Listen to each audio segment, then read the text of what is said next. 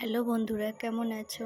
আশা করছি ভালো আছো। আমরা অনেক ভালো আছি। তো আজকে আমরা হোটেল থেকে চলে গেলাম। আমার ছেলেকে ডাক্তার দেখানো হয়ে গেছে। এবার আমরা আবার বাড়ি বাড়ি যাব। এখন টোটো আসার অপেক্ষায় করছি, কারণ আমাদের ট্রেন স্টেশন প্রথমে যেতে হবে। তো আমরা টোটো ধরে সবাই মিলে চলে গেলাম। তো এবার বাড়ি যাব। আর তখন ভোরবেলা ছিল, 5:30 6টা। তো আমার ছেলেকে তো ডাক্তার দেখানো হয়েই গেল। ডাক্তার বলেছে সব ঠিক হয়ে যাবে। আমি এটাই চেয়েছিলাম, এত ঠাকুরকে ডাকছিলাম যে ঠাকুর আমার ছেলে যাতে সুস্থ হয়ে যায়। তো কথা বলতে বলতে চলে এলাম ট্রেন স্টেশন। তারপর কিছুক্ষণ পরে ট্রেন আসবে। তারপর ট্রেনে চেপে চলে যাব আমরা হাওড়া। তারপর হাওড়া থেকে বাস ধরে বাড়ি। তখন বলতে বলতে ট্রেন চলে ট্রেনের মধ্যে চেপে গেলাম, কিন্তু আমরা দুঃখের বিষয় আমরা সিট পাইনি। কিন্তু কি করব, কিছু করার নেই। কারণ আমার বর ফোন থেকে এটিএমে টাকা তুলতে গেছিলো, টাকা তো কেটে নিয়েছে, আর টাকাটাও পাইনি এখনও। ফোন থেকে কেটে নিয়েছে, টাকা পাইনি। ওই জন্য আমাদের ট্রেন একটু লেট হলো, সিটও পেলাম না। তারপর তো ওরকম করতে করতে চলে এলাম। তারপর হাওড়া চলে এলাম। হাওড়াতে নেমে গেলাম। এখন আমরা বাস ধরবো। তো এদিকে দেখো আমার ছেলেটার কাণ্ড দেখো, দৌড়ে বেড়াচ্ছে চারিদিকে হাওড়াতে নেমে। কারণ এতক্ষণ ট্রেনে ছিল, ট্রেনে পুরো ভিডিও নিতে পারিনি, কারণ প্রচুর ভিড় ছিল, সিট পাইনি।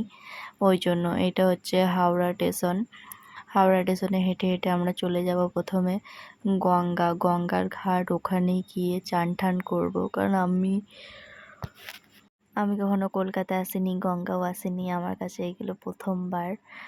আমি কথা বলতে বলতে চলে এলাম গঙ্গার ঘাটের কাছে। তো এখন সবাই চান করবে। তো আমি চান টান করিনি, কারণ আমার খুব জ্বর এসেছিল। আমি খালি মাথায় জল ঠিকিয়ে নিয়েছিলাম। তো চলো তোমাদেরকে দেখাই গঙ্গার ঘাটটা। অবশ্যই অনেকেই এসেছো, কিন্তু আমি প্রথমবার এলাম। খুব সুন্দর জায়গা।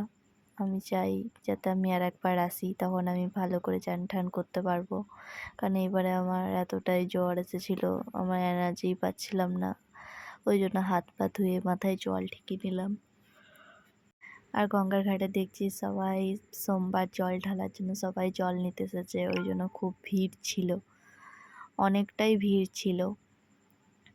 তারপর আমরা বাসে চেপে গেলাম, কারণ এবার আমরা বাড়ি যাব বীরভূম। এদিকে দেখো আমার ছেলে, দেখো আমি সিট পেয়ে গেছি, আর আমি এদিকে ঘুমিয়ে গেছিলাম, কারণ অনেকটাই জ্বর এসেছিল বলে। আর আমার ছেলে বসেছিল।